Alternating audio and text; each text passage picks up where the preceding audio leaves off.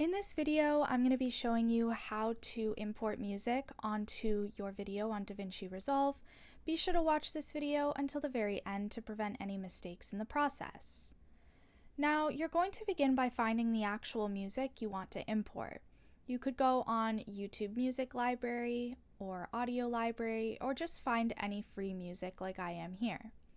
I'm just going to download a random song, and once it's downloaded, I know it's in that folder. I'm then going to go back to DaVinci Resolve and click on File, Import, and then Media. You can also use Control-I. You're then going to go to your downloads and import whatever song that you have downloaded. Then once that is actually downloaded, it should pop up in your media pool. Now, I'm going to drag it into an audio track below my video, and then you can just make sure that it is the same position as your video. I have two different clips that are separate, so I'm just going to keep it where it is.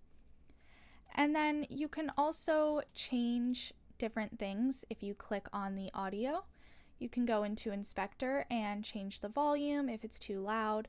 You can pan in or out and different things like that. That's all there is to it. Be sure to leave a like, comment, and subscribe to the channel. Thanks for watching. See you in the next video.